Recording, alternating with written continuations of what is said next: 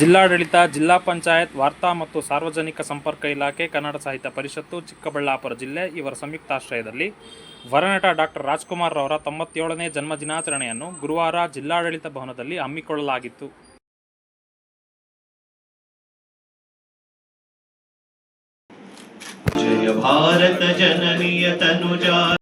ಎಲ್ರಿಗೂ ನಮಸ್ಕಾರ. ಜಿಲ್ಲಾಡಳಿತ, ಜಿಲ್ಲಾ ಪಂಚಾಯತ್ ವರನಟ ಡಾಕ್ಟರ್ ರಾಜ್ಕುಮಾರ್ ಅವರ ಜಯಂತಿ ಕಾರ್ಯಕ್ರಮವನ್ನು ಇಲ್ಲಿ ಆಯೋಜಿಸಿದ್ದೀವಿ. ಈ ಸರಳ ಸಜ್ಜನಿಕೆಯ ಜಿಲ್ಲಾಧಿಕಾರಿಗಳಾದಂತಹ PN ರವೀಂದ್ರ ಸರ್ ಅವರು ಕಾರ್ಯಕ್ರಮದಲ್ಲಿ ಅದೇ ರೀತಿ ಕಾರ್ಯಕ್ರಮದಲ್ಲಿ ಆಸೀನರಾಗಿರ್ತಕ್ಕಂತಹ ಅಪರ ಜಿಲ್ಲಾಧಿಕಾರಿಗಳಾದಂತಹ ಡಾಕ್ಟರ್ ಭಾಸ್ಕರ್ ಸರ್ ಆಸೀನರಾಗಿದ್ದಾರೆ. ಅವ್ರಿಗೂ ಕೂಡ ನಾನು ಸ್ವಾಗತವನ್ನು ಕೋರುತ್ತೇನೆ. ಅದೇ ರೀತಿ ಕನ್ನಡದ ಸೇವೆಗಳಿಗೆ, ಕನ್ನಡದ ಕೆಲಸಗಳಿಗೆ ಸದಾ ಮುಂಚೂಣಿಯಲ್ಲಿರ್ತಕ್ಕಂತಹ PD ಸಾಹೇಬರು, ಈಶ್ವರಪ್ಪ ಸಾಹೇಬರು ಆಸೀನರಾಗಿದ್ದಾರೆ. ಅವ್ರಿಗೂ ಕೂಡ ಸ್ವಾಗತವನ್ನು. ಆಸೀನರಾಗಿರ್ತಕ್ಕಂತಹ RTO ಸಾಹೇಬರು, ಯಲವಳ್ಳಿ. ಡಾಕ್ಟರ್ ರಾಜ್ಕುಮಾರ್ ಅವರ ಭಾವಚಿತ್ರಕ್ಕೆ ಪುಷ್ಪನಮನ ಸಲ್ಲಿಸಲಾಯಿತು. ಕಾರ್ಯಕ್ರಮದಲ್ಲಿ ಜಿಲ್ಲಾಧಿಕಾರಿಗಳಾದ P ರವೀಂದ್ರರವರು, ಅಪರ ಜಿಲ್ಲಾಧಿಕಾರಿಗಳಾದ ಭಾಸ್ಕರ್ ರವರು, ಕನ್ನಡ ಸಾಹಿತ್ಯ ಪರಿಷತ್ತಿನ ಜಿಲ್ಲಾ ಅಧ್ಯಕ್ಷರಾದ ಕೋಡಿ ರಂಗಪ್ಪರವರು, ಡಾಕ್ಟರ್ ರಾಜ್ಕುಮಾರ್ ಅಭಿಮಾನಿ ಸಂಘದ ಅಧ್ಯಕ್ಷರಾದ ಮಹೇಶ್ ಕುಮಾರ್ ರವರು, ಚಿಕ್ಕಬಳ್ಳಾಪುರ ಕನ್ನಡ ಸಾಹಿತ್ಯ ಪರಿಷತ್ತಿನ ಅಧ್ಯಕ್ಷರಾದ ಯಲುವಹಳ್ಳಿ ಸೊನ್ನೇಗೌಡರವರು, ವಾರ್ತಾ ಇಲಾಖೆಯ ಅಧಿಕಾರಿಗಳಾದ M ಜುಂಜಣ್ಣ ಮತ್ತು ಮಂಜುನಾಥ್ರವರು ಹಾಗೂ ಹಿರಿಯ ಪತ್ರಕರ್ತರು ಮತ್ತು ಛಾಯಾಗ್ರಾಹಕರಾದ ಭವಾನಿ ಸ್ಟುಡಿಯೋ ಲಕ್ಷ್ಮೀನಾರಾಯಣರವರು ಮತ್ತಿತರರು ಇದ್ದರು.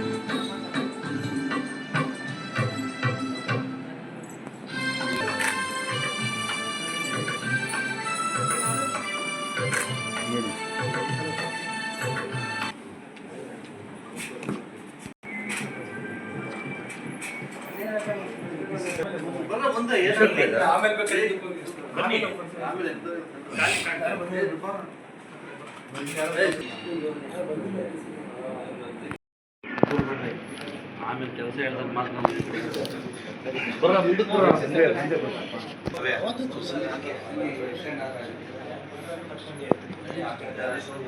ಅದೊಂದು ಬಿಟ್ಟೋಟ ಆಗಿದ್ರೆ ಅಷ್ಟೇ. ಫ್ಯಾಮಿಲಿ ಹೋಗಿದ್ದೀರಾ? ನಾವಿರುವ ತಾಣವೇ ಗಂಧದ ಗುಡಿ. ಜಿಲ್ಲಾಧಿಕಾರಿಗಳಾದ P ರವೀಂದ್ರರವರು ಮಾತನಾಡುತ್ತಾ, ಡಾಕ್ಟರ್ ರಾಜ್ಕುಮಾರ್ ರವರು ವಹಿಸದ ಯಾವುದೇ ಪಾತ್ರಗಳಿಲ್ಲ. ರಾಜ್ಕುಮಾರ್ ರವರಿಗೆ ಚಿರಪರಿಚಿತರಾದಂತಹ ಇದೇ ಚಿಕ್ಕಬಳ್ಳಾಪುರದ ಭವಾನಿ ಸ್ಟುಡಿಯೋ ಲಕ್ಷ್ಮೀನಾರಾಯಣರವರು ಎಂದರೆ ನಮ್ಮೆಲ್ಲರಿಗೆ ಹೆಮ್ಮೆ. ಬಂಗಾರದ ಮನುಷ್ಯನನ್ನು ನಾವು ಎಂದೆಂದಿಗೂ ಮರೆಯಲು ಸಾಧ್ಯವಿಲ್ಲ. ಹಾಗೆಯೇ ಇನ್ನೂ ಮತ್ತಷ್ಟು ವಿಚಾರಗಳನ್ನು ತಿಳಿಸಿದರು. ಸವಿವರವಾಗಿ ತಿಳಿಸಿದ್ದಾರೆ. ಹಾಗೆಯೇ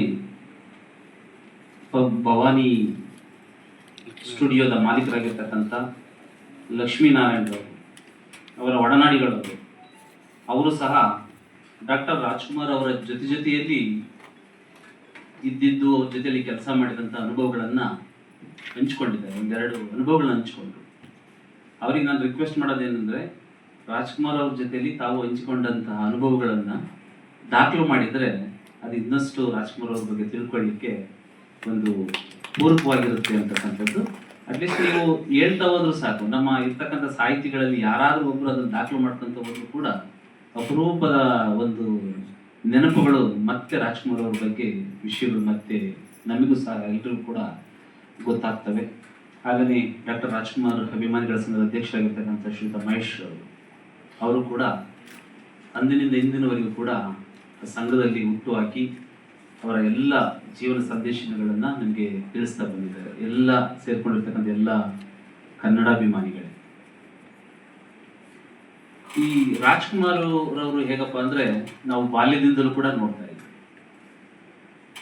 ಈ ಆಡುಮುಟ್ಟದ ಸೊಪ್ಪಿಲ್ಲ ಅಂತ ಹೇಳ್ತಾರಲ್ಲ, ಆಡುಮುಟ್ಟದ ಸೊಪ್ಪಿಲ್ಲ ಅಂತಾರಲ್ಲ, ಹಂಗೆ ಡಾಕ್ಟರ್ ರಾಜ್ಕುಮಾರ್ ಅವರು ಅಭಿನಯಿಸದ ಪಾತ್ರಗಳೇ ಇಲ್ಲ. ಅಷ್ಟು ಎಲ್ಲ ಪಾತ್ರಗಳನ್ನು ಕೂಡ ಮಾಡಿಬಿಟ್ಟಿದ್ದಾರೆ. ರಾಘವೇಂದ್ರರಾಗಿದ್ದಾರೆ, ಭಕ್ತ ಕುಂಬಾರ ಆಗಿದ್ದಾರೆ, ಶ್ರೀರಾಮ ಆಗಿದ್ದಾರೆ, ಶ್ರೀಕೃಷ್ಣ ಆಗಿದ್ದಾರೆ ಅಲ್ವಾ, ಹಿರಣ್ಯಕಶಿಪು ಆಗಿದ್ದಾರೆ.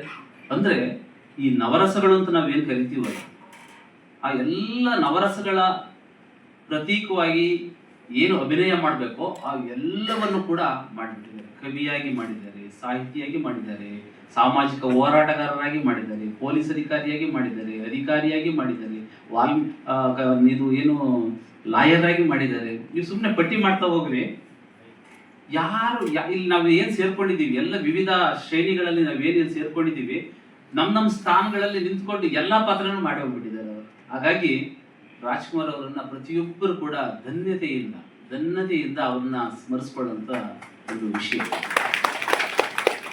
ಹಾಗಾಗಿ ಒಡೆದೋದ ಕುಟುಂಬಗಳನ್ನು ಒಂದು ಮಾಡಿದ್ದಾರೆ.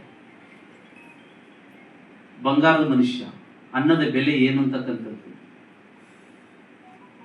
ಅದರಲ್ಲಿ ಕೊನೆ ಸೀನ್ ನಾವು ನೀವೆಲ್ಲ ನೋಡ್ತೀವಿ, ಹೌದಲ್ವಾ?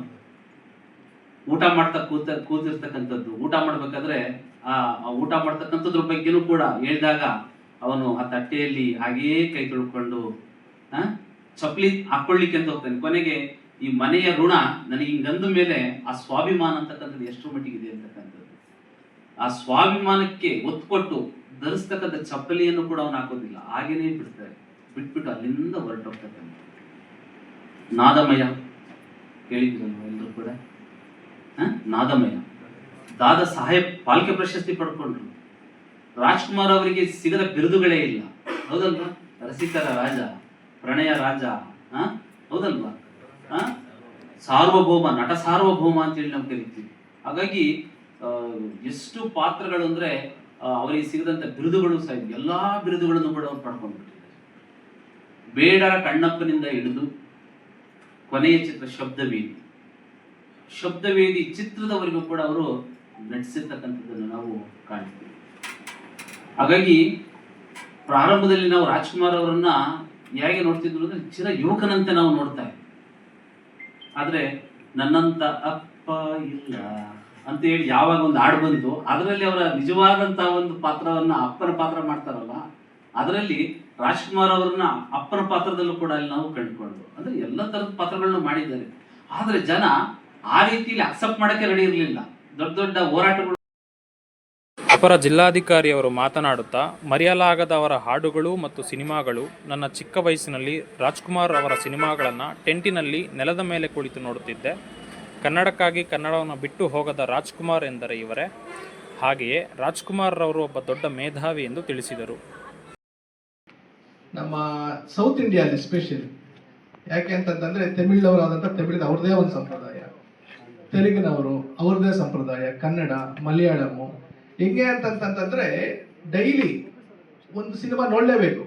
ಈಗ ಎಲ್ಲ OTT ಬಂದಿದೆ, ಪ್ಲಾಟ್ಫಾರ್ಮ್ಸ್ ಬಂದಿದೆ, ಆ ಥರ ಅಲ್ಲ. ಮೊದಲೇನು ಅಂತಂತಂದ್ರೆ ಸಿನಿಮಾ ಟಾಕೀಸ್ಗೆ ಹೋಗಿ ಮಣ್ಣನ್ನೆಲ್ಲ ಇರೋದು, ಸೊ ಟೆಂಟ್ಗಳಂತ ಅಂತಿದ್ರು, ನಾವು ನೋಡಿದ್ದೀವಿ. ಸೊ ಅದು ಒಂದು ಎಸ್ಪೆಷಲಿ ಒಂದು ವಾರಕ್ಕೆ ಒಂದು ಸಲ ಹೋಯ್ತು ಅಂದ್ರೆ ಪ್ರತಿಯೊಬ್ಬರು ಕೂಲಿ ಮಾಡೋವಂಥವನು ಸಹ ಒಂದು ಸಿನಿಮಾ ನೋಡುವಂಥದ್ದು. ಸಿನಿಮಾ ನೋಡುವಂಥದ್ದು ಏನು ಅಂತಂದ್ರೆ ಎಂಟರ್ಟೈನ್ಮೆಂಟ್, ಒಂದು ಮನೋರಂಜನೆ ಹೆಂಗಿರ್ತಿತ್ತು, ಏನಾದರೂ ಮೌಲ್ಯಗಳಿರ್ತಿತ್ತು, ಅದು ಒಂದು ಸಂದೇಶ ಇರ್ತಿತ್ತು. ನಮ್ಮ ಕನ್ನಡದಲ್ಲಿ ಡಾಕ್ಟರ್ ರಾಜ್ಕುಮಾರ್ ಅವರು, ತಮಿಳ್ನಾಡಿನಲ್ಲಿ MG ರಾಮಚಂದ್ರನ್ ಅವರು, ಶಿವಾಜಿ ಗಣೇಶನ್ ಅವರು, ಆಂಧ್ರಾಗ ಹೋಯ್ತು ಅಂತಂದ್ರೆ NT ರಾಮರಾವ್, ANR ನಾಗೇಶ್ವರ ರಾವ್ ಅವರು. ಸೊ ಇವೆಲ್ಲ ಸಮಕಾಲೀನರು. ಅಲ್ಲೆಲ್ಲ ತುಂಬ ಕಾಂಪಿಟೇಷನ್ ಇತ್ತು. ಇಲ್ಲಿ ತೆಲುಗು ಫೀಲ್ಡ್ಗೆ ಹೋದಾಗ NT ರಾಮರಾವ್ಗೆ ಅದೇ ನಾಗೇಶ್ವರ ರಾವ್ ಅಷ್ಟೇ ಕಾಂಪಿಟೇಷನ್ ಇತ್ತು.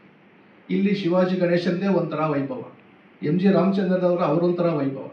ಇಲ್ಲಿ ನಮಗೆ ಕಾಂಪಿಟೇಷನ್ ಇಲ್ಲ, ರಾಜ್ಕುಮಾರ್ ಅವ್ರಿಗೆ ಕಾಂಪಿಟೇಷನ್ ಇದ್ರು, ಆದರೂ ಸಹ ಇವ್ರ ಪರವಾಗಿ ನಿಲ್ಲಕ್ಕೆ ಬರಲಿಲ್ಲ. ಆಗ ಇಷ್ಟು ಮೇಧಾವಿ ಇವರು.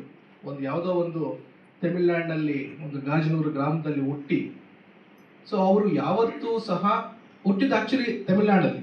ರಾಜ್ಕುಮಾರ್ ಅವರು ಹುಟ್ಟಿರುವಂತಹ ಊರು ತಮಿಳ್ನಾಡು ಭಾಗ. ವಿಪರ್ಯಾಸ ಇರುವಂಥ ವೀರಪ್ಪನ ಹುಟ್ಟಿರುವಂಥದ್ದು ಕರ್ನಾಟಕದ ಭಾಗ, ಗೋಪಿನಾಥ್ ಕರ್ನಾಟಕದ ಭಾಗ. ಅಲ್ಲಿಂದ ಬಂದು ಗುಬ್ಬಿ ವೀರಣ್ಣನವರ ಗರಡಿಯಲ್ಲಿ ಪಳಗಿ ಯಾವುದೇ ಒಂದು ಬ್ಯಾಕಪ್ ಇಲ್ಲಿದ್ರೆ ಅಷ್ಟು ಮೇಧಾವಿಯಾಗಿ ಬೆಳೆದಂತಹ ನಟ. ರಾಜ್ಕುಮಾರ್ ಬಗ್ಗೆ ನೆನೆಸ್ಕೊಂಡ್ರೆ ಏನೋ ಒಂಥರ ಪ್ಲಸ್ ರಾಜ್ಕುಮಾರ್ ಅವ್ರ ಎಲ್ಲ ಮೌಲ್ಯಗಳನ್ನ ನಾವು ಅಳವಡಿಸ್ಕೋಬೇಕು. ತುಂಬಾ ಮುಗ್ಧತೆ ಅಂತ ಹೇಳ್ತಾರೆ ಕೋಡಿ ರಂಗಪ್ಪನವರು. ಎಷ್ಟು ಮುಗ್ಧತೆ ಅಂತ ಎಲ್ಲೂ ಓದಿಲ್ಲ, ಯಾರೋ ಹಿಂಗೆ ಸ್ನೇಹಿತರು ಕೇಳಿರುವಂಥದ್ದು. ಅವ್ರೆಲ್ಲಾದ್ರೂ ಹೋಯ್ತು ಅಂತಂದ್ರೆ ಅವ್ರ ಜೇಬಲ್ಲಿ ದುಡ್ಡೇ ಇರ್ತಿರ್ಲಿಲ್ಲ ಅಂತೆ, ಯಾವ ನೋಟ್ ಏನಂತಾನೆ ಗೊತ್ತೇ ಇರಲ್ಲ ಸರ್ ಅವ್ರಿಗೆ. ₹1 ಕೂಡ ಇಟ್ಕೊಂತಿರ್ಲಿಲ್ಲಂತೆ. ಯಾವುದೋ ಒಂದ್ಸಲ ಏನಕ್ಕೋ KC ಜನರಲ್ಗೋ ಅಥವಾ ಬೋರಿಂಗ್ ಹಾಸ್ಪಿಟಲ್ಗೋ ಏನಕ್ಕೋ ಹೋದ್ರಂತೆ ಸರ್. ಹೋದಾಗ ಇವ್ರು ಹಿಂದ್ಗಡೆಯಿಂದ ಹೋದ್ರಂತೆ. ಅಂದ್ರೆ ಅವಾಗ ತುಂಬಾ ದೊಡ್ಡ ನಟರು, ಸೊ ಎಲ್ಲ ಬಂದ್ಬಿಡ್ತಾರೆ ಅಂದ್ಬಿಟ್ಟು ಹಿಂದ್ಗಡೆ ಡೋರಿಂದ ಹೋದ್ರಂತೆ. ಆಗುತ್ತೆ ಖರ್ಚಿದಕ್ಕೆ, ನಾನು ತಪ್ಪನಿಲ್ವೇ, ₹1 ತಂದಿಲ್ವೇ ಅಂತ ಸೊ ಅಷ್ಟು ಮುಗ್ಧತೆ ಅವ್ರಿಗೆ ಏನಾಗ್ತಿದೆ ಅಂತ ಪ್ರವೇಶ ಅಂತ ನೋಡಿ, ಅಂದ್ರೆ ಆ ಪಾತ್ರದಲ್ಲಿ ಇತ್ತು ಅಂತಂದ್ರೆ ಅದರ ಪ್ರವೇಶ ಮಾಡ್ಬಿಡುವಂಥದ್ದು. ಸೊ ಅಷ್ಟು ಇನ್ವಾಲ್ವ್ಮೆಂಟ್ ಆಗ್ತಿದ್ರು. ಈಗ ನಾವು ಕೇಳಿದ್ದೀವಿ, ನೋಡಿದ್ದೀವಿ, ತೆಲುಗುವಲ್ಲಿ ರಾಮ ಕೃಷ್ಣ ಅಂತಂತಂದ್ರೆ NTR ಅಂದ್ರೆ ರಾಮನೇ. ಶುಭಾಶಯಗಳು ಹೇಳ್ತಾ ಎಲ್ಲ ನಮ್ಮ ಸಾಹೇಬರು ಹೇಳ್ಬಿಟ್ಟಿದ್ದಾರೆ, ನಾನೇನು ಹೇಳ್ಬೇಕಾಗಿಲ್ಲ.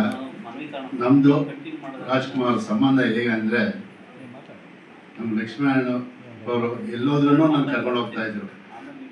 ಒಂದ್ಸರಿ ನಂದಿ ಬೆಟ್ಟದಲ್ಲಿ ಸಾಹೇಬ್ರು ಹೇಳ್ತಾ ಇದ್ರು, ಅವರು ₹1 ಜೋಬಲ್ಲಿ ಇಟ್ಕೊತಾ ಇರಲಿಲ್ಲ ಅಂತ. ಅದೇ ಎಕ್ಸಾಂಪಲ್ ನಾನೇ ಸರ್. ಯಾಕೆಂದರೆ ನಂದಿ ಬೆಟ್ಟದಲ್ಲಿ ಶೂಟಿಂಗಲ್ಲಿದ್ದಾಗ ಬಿಟ್ಟು ದೇವಸ್ಥಾನಕ್ಕೆ ಬಂದಿದ್ರು. ಅಲ್ಲಿ ಮಂಗಳಾರತಿ ಕಾಸು ಇಸ್ಕೊಳ್ಳೋಕೆ ಪಕ್ಕದಲ್ಲಿ ಯಾರೋ ಹತ್ರ ಇಸ್ಕೊಂಡ್ರು ಸರ್, ನಾನು ಕಣ್ಣಲ್ಲಿ ನೋಡಿರೋದು. ಅಲ್ಲಿ ಯಾರೋ ಒಬ್ರು ಪಾಪ ₹500 ಕೊಟ್ಟರು. ಇದೇನು ಇದು ₹500 ನೋಟ ಅಂತ ಆಶ್ಚರ್ಯಪಟ್ಟರು ಅವರು. ₹500 ನೋಟ್ ಸಹ ಅವ್ರು ನೋಡಿರಲಿಲ್ಲ ಅಂತ ಸ್ವಾಭಿಮಾನ ಇರೋರು. ಬಟ್ ಪ್ರತಿದಿನ ಅವ್ರು ಯಾಕೆ ನೆನೆಸ್ಕೊಂತೀರಿ ಅಂದರೆ, ಪ್ರತಿಯೊಬ್ಬರ ಮನೇಲೂ ಅವರು ಭಕ್ತಿಗೀತೆಗಳು ಕೇಳ್ತಾರೆ. ಅವ್ರ ದೇವ್ರ ಮೇಲೆ ಹಾಡಿರ್ಬೋದು, ಚಲನಚಿತ್ರ ಹಾಡಿರ್ಬೋದು. ಆದರೆ ಒಂದೊಂದು ಪಿಕ್ಚರಲ್ಲೂ ಒಂದೊಂದು ಇದಿದೆ ಸರ್ ಅವ್ರದ್ದು. ನಾವು ತಿಳ್ಕೊಳೋದು ಭಾಳ ಇದೆ. ಬಟ್ ಇವಾಗಿರೋ ಪಿಕ್ಚರ್ಗಳು ಸುಮ್ಮನೆ ಫೈಟು ಡ್ಯಾನ್ಸ್ ಅಷ್ಟೇ, 2 ಗಂಟೆ ಮುಗಿಸ್ಬಿಡ್ತಾರೆ. ಬಟ್ ಅವ್ರ ಪಿಕ್ಚರಲ್ಲಿ ನಾವು ಫ್ಯಾಮಿಲಿ ಫುಲ್ಲು ತಂದೆ ತಾಯಿ ಜೊತೆ ಹೋಗಿ ಮಕ್ಕಳ ಜೊತೆ ಹೋಗಿ ಕೂತ್ಕೊಂಡು ನೋಡ್ತಾ ಇದ್ವಿ. ಅಷ್ಟು ಚೆನ್ನಾಗಿ ಇದು ಮಾಡ್ತಾಯಿದ್ರು. ಬಟ್ ಅವರು ಪ್ರತಿಯೊಂದು ಪಿಕ್ಚರಲ್ಲೂ ಒಂದೊಂದು ರೀತಿ ಇದೆ ಸರ್. ಅವರು ಒಂದೊಂದು ವಿಷಯ ತಿಳ್ಕೊಬೇಕು, ಆ ಥರ ನಟನೆ ಮಾಡಿದ್ದಾರೆ. ಈಗ ಬೆಳಗ್ಗೆ ಟಿ ವಿಯಲ್ಲಿ ಭಕ್ತ ಕುಂಬಾರ ಹಾಕಿದ್ದಾರೆ ಸರ್, ಕಣ್ಣಲ್ಲಿ ನೀರು ಬರ್ತಾ ಇತ್ತು. ಅಷ್ಟು ಚೆನ್ನಾಗಿ ಮಾಡಿದ್ದಾರೆ ಆ್ಯಕ್ಟಿಂಗು. ಒಬ್ಬರುವನ ಹಾಕಿದ್ದ, ಎಲ್ಲ ಸ್ವಲ್ಪ ನೋಡ್ಕೊಂಡು ಬಂದೆ ಸರ್. ನಾನು ಹೇಳ್ತಾ ನನಗೆ ಅಷ್ಟು ಭಾಷಣ ಮಾಡೋಕ್ಕೆ ಬರ. ಸ್ವಲ್ಪ ಮಗು ಜಾಸ್ತಿ ಆಗಿದೆ. 12ನೇ ತಾರೀಕಿಗೆ 92 ವರ್ಷ ನನ್ನ ವಯಸ್ಸು.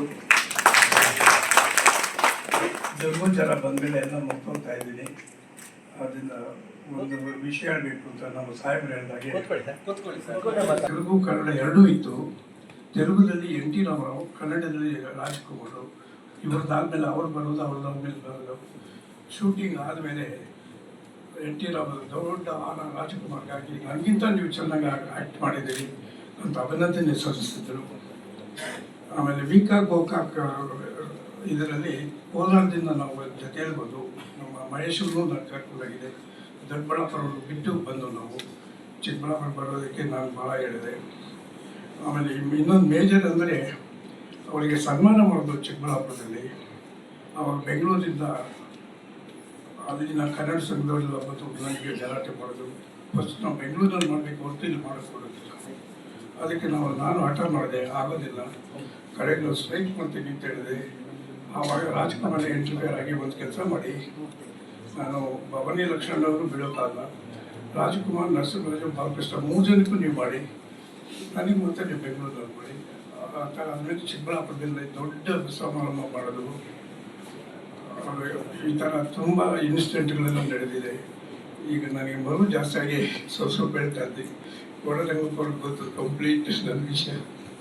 ಎಲ್ಲರಿಗೂ ವಂದನೆಗಳು.